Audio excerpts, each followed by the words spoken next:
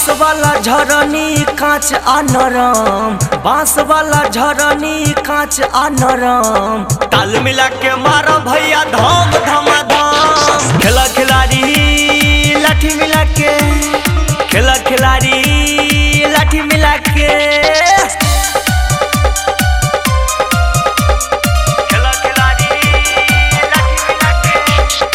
अभी आप सुन रहे हैं जय श्री कैसेट कंपनी की प्रस्तुति। आगो लाठी वाला अपन हाथ कैला, कमर पर बाकी दोसर हाथ धैला, कमर पर बाकी दोसर हाथ धैला। आगो लाठी वाला अपन हाथ कैला, कमर पर बाकी दोसर हाथ धैला।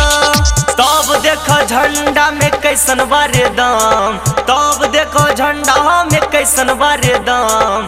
ताल मिला के मारो भैया धम धमाधम। खेला खिलाड़ी लाठी मिला के, खेला खिलाड़ी लाठी मिला के। खेला खिलाड़ी लाठी मिला के। अभी आप सुन रहे हैं सिंगर देवनंदन सांवरिया को।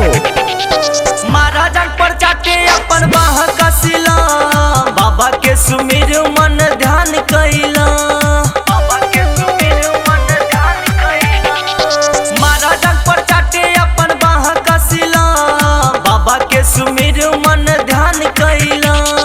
उतरी अखाड़ा में देखावा अपन रंग, उतरी अखाड़ा में देखावा अपन रंग। ताल मिला के मारो भैया धम धमाधम। खेला खिलाड़ी लाठी मिला के, खेला खिलाड़ी लाठी मिला के। खेला खिलाड़ी लाठी मिला के। अभी आप सुन रहे हैं जय श्री कैसेट कंपनी की प्रस्तुति।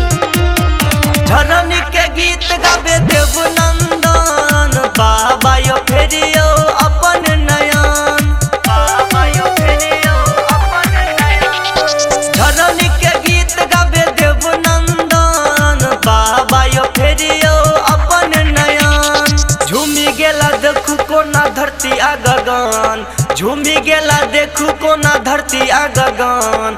ताल मिला के मारो भैया धम धमाधम। खेला खिलाड़ी लाठी मिला के, खेला खिलाड़ी लाठी मिला के।